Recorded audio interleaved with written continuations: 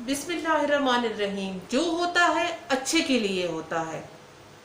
Titanic, आप लोगों ने बहुत सारे ये कहानियां सुन रखी होंगी टाइटैनिक के बारे में। आज आपको एक मैं कहानी सुनाती हूँ। टाइटैनिक जब 1912 में पहली मर्तबा जब ये कहने कि अपनी उड़ान भरने लगा या जाने लगा अपने सफ़र के लिए, तो वहाँ पे एक शख्स था जो कि कहसान था।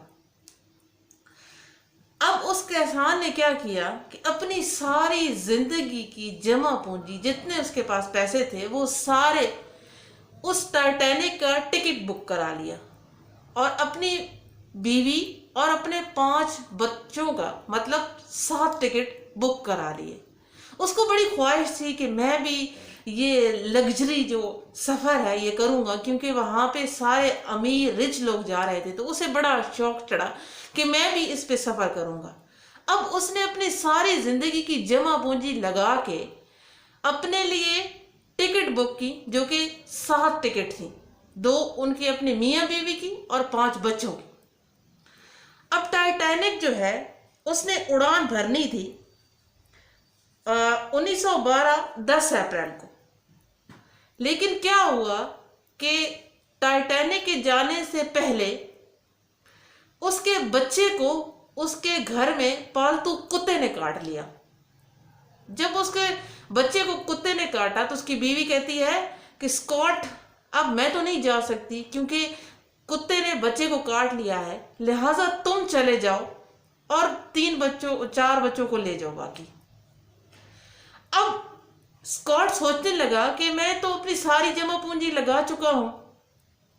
कुत्ते को बढ़िया गालियां दे रहा था, लेकिन उसने कहा कि नहीं, अब बच्चे को छोड़ के भी नहीं जा सकता। लिहाजा उसने जाने का जो प्रोग्राम था वो कैंसिल कर दिया। वहां पे उस टाइटैनिक पे जो वापसी के टिकट थे वो अवेलेबल नहीं थे कि आपको आपके पैसे अगर भर दिए हैं तो आपको आपके पैसे वापस नहीं मिलेंगे।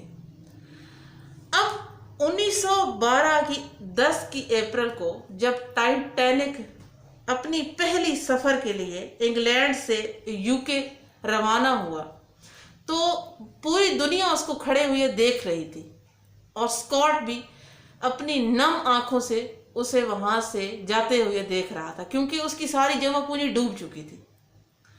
ठीक 5 दिन के बाद अप्रैल की 15 1912 को पूरी दुनिया को खबर मिली कि टाइटैनिक डूब गया है, क्योंकि एक बर्फ का पहाड़ है और वो जितना आइबेक्स उसका नाम है, जितना वो पहाड़ ऊपर होता है उससे 100 गुना वो बर्फ का पहाड़ समंदर के अंदर मौजूद होता है।